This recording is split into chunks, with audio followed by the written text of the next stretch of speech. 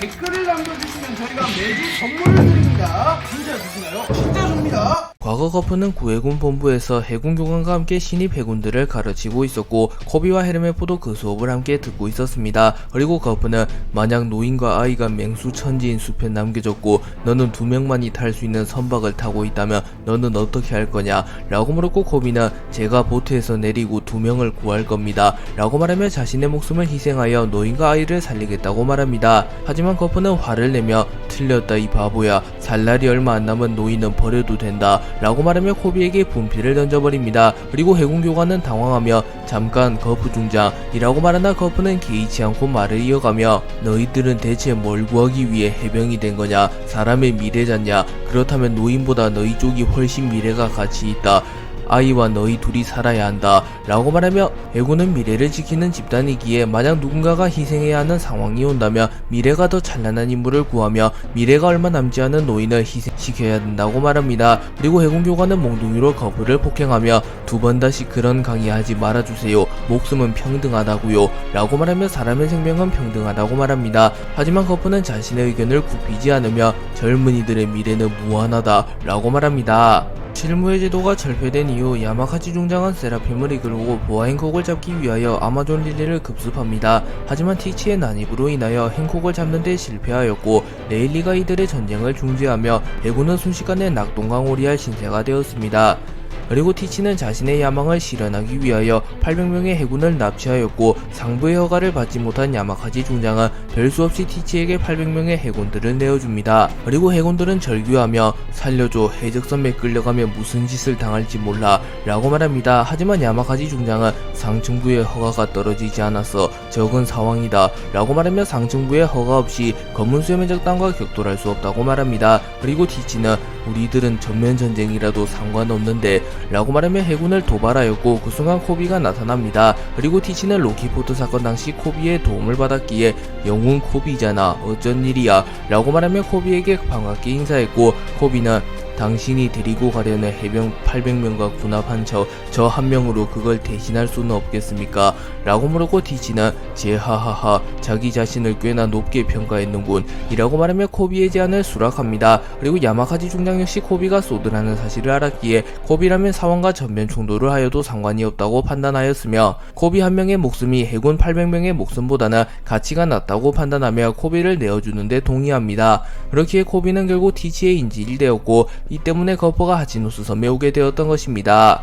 거프의 활약 덕에 코비를 구출하며 소드 및 해군들이 하치노스 섬에서 도주하는 데 성공합니다. 하지만 피사로가 섬섬 열매의 능력을 이용하여 매우 거대한 손을 만든 이후 곧바로 해군의 군함을 덮치려 합니다. 그리고 해군들은 이를 저지하기 위하여 대포를 이용하여 폭격을 갈겼으나 피사로의 손을 막아내기란 불가능했고 해군들은 폭격은 통하질 않습니다, 대포는 꿈쩍도 안해, 무리야 회피할 수 없어 라고 말하며 패닉에 빠진 듯한 모습을 보입니다. 그리고 타시기는 바다로 뛰어들 준비를, 선내에 있는 자는 갑판으로 민간인을 지켜 라고 말하며 침착하게 지휘를 하는 모습을 보입니다. 그리고 프린스 글스는 저런 커다란 손으로 내려치며 몇백 명이나 되는 해병과 민간인의 목숨이 어떡하면 좋지 거프 중장 이라고 말하며 당황한 듯한 모습을 보입니다. 하지만 거프만큼은 침착한 표정을 지으며 너희들이라면 구할 수 있다, 잘 들어라, 내가 한순간에 틈을 만드마 라고 말하며 코비, 헤르메포, 프린스 글스를 신뢰하는 모습을 보이며 자신의 작전을 말해줍니다.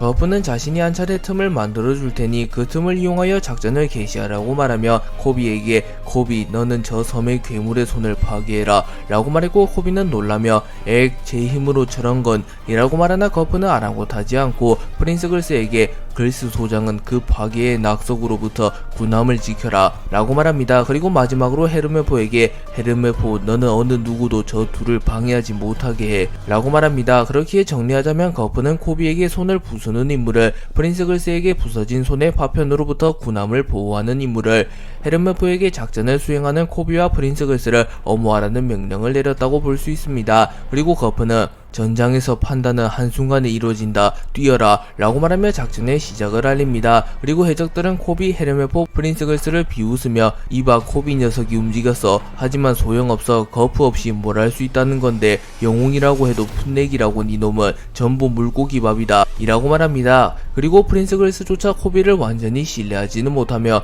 파괴라니 폭탄이라도 가지고 있는 건가 코비 라고 묻습니다. 하지만 코비가 무기를 고지했을 리가 없었고 코비는 무기는 없습니다. 그래도 어떻게든 하는 수밖에 라고 말하며 포기하지 않는 모습을 보입니다. 그리고 해적들은 곧바로 코비를 공격하나 헤르메포는 거프가 자신에게 코비와 프린스글스를 엄호하라는 명령을 내린 것을 떠올리며 칼을 사용하여 해적들이 날린 포탄을 잘라버립니다. 그리고 코비는 곧바로 손을 파괴하기 위하여 피사로의 손으로 향합니다.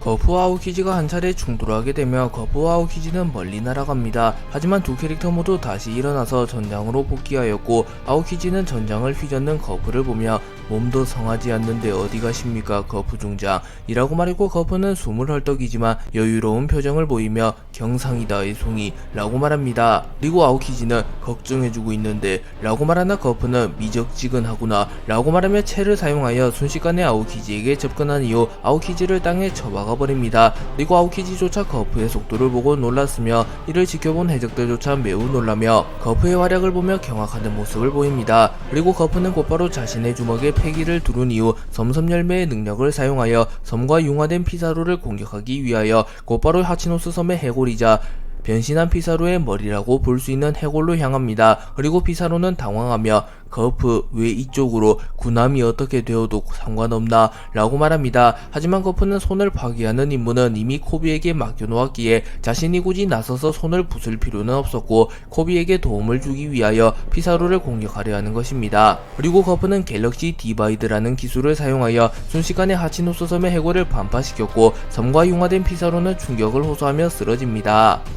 거프의 공격으로 인하여 피사로가 쓰러지며 피사로는 팔을 들어올리게 되었고 거프가 말한 한순간에 틈이 나게 됩니다. 그리고 프린스글스는 한순간의 틈이 이건가 팔이 올라갔어 어떻게 할 거냐 코비 라고 물었고 코비는 기대에 부응하겠습니다 라고 말합니다. 그리고 분노한 피사로는 이 자식 이걸로 죽을 거라 생각하지 마라 거프 완전 빡쳤다고 두고 봐라 라고 소리를 지릅니다.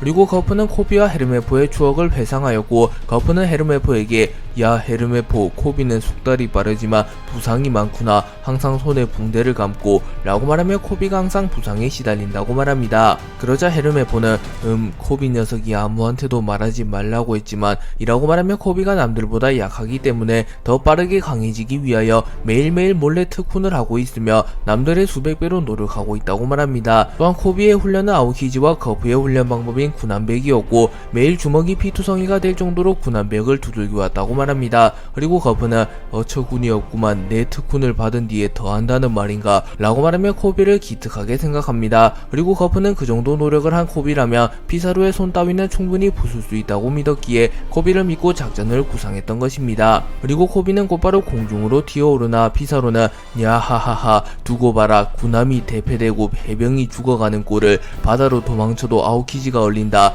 라고 말합니다. 그리고 히바리와 쿠자쿠조차 코비를 믿지 못하며 저는 바다로 도망치려 합니다. 하지만 그 순간 코비는 파괴하겠어 해내지 못하면 모두 죽어 라고 말한 이후 자신의 주먹에 패기를 두른 이후 어니스트 임팩트를 사용하여 피사로의 손을 완전히 파괴하는 데 성공합니다. 그리고 코비의 어니스트 임팩트는 거프의 갤럭시 임팩트를 계승한 기술로 추정됩니다. 코비가 피사로의 손을 부숴버린 이후 해군들은 기뻐하는 모습을 보였고 거프는 감격의 눈물을 흘립니다. 그리고 프린스글스는 곧바로 점토 열매의 능력을 이용하여 손의 파편으로부터 해군선을 보호하였고 해군선은 거프의 귀환만을 기다리며 하치노스 섬에서 도주하려 합니다. 하지만 거프는 그대로 전군 전진해서 하치노스를 이탈해 나는 어떻게든 된다. 너희들이 무사한 게 최중요 사항이지. 너희들이 해군의 미래다 라고 말하며 자신의 목숨을 희생하여 해군들이 하치노스 섬에서 무사히 탈출할 수 있게 돕습니다. 그리고 아오키지를 포함한 검은 수염 해적단이 거프를 둘러싸며 거프를 제압하는 데 성공했고 아오키지가 거프의 복부를 관통시킨과 동시에 거프를 얼려버리며 거프를 완전 제압합니다. 하지만 거프는 죽음의 앞에서도 긍지를 잃지 않으며 웃음을 보이며 해군의 미래를 지켜내는 모습을 보였고, 전 스승을 자신의 손으로 해하게 된 아오키지는 슬픔과 공허함이 공존하는 표정을 짓습니다. 그리고 다음날 신문에 해군의 젊은 영웅 코비 무사 귀환, 하지만 해군 영웅 거프는 해적섬에서 행방불명이라는 기사가 뜨며 거프의 생사가 확인되지 않았다는 소식이 전해집니다. 그리고 거프가 살아있다면 티지가 거프를 이용하여 정부와의 협상을 통하여 자신의 야망을 실현할 가능성이 높아 보입니다. 코비 기현과 거프 행방불명을 제외하고도 세상을 뒤흔들 특종 하나가 더 실렸고, 그 특종은 사왕 밀지모자 루피가 에그헤드를 마치 요새처럼 점거하고 있으며, 이 때문에 해군들이 에그헤드로 향했다는 기사가 실렸습니다. 그리고 에그헤드의 해군들이 도착한 것이 확인되었기에 이제부터는 에그헤드를 중점으로 스토리가 진행될 가능성이 높으며 루피와 세턴 키자루의 대결이 펼쳐질 것으로 보입니다.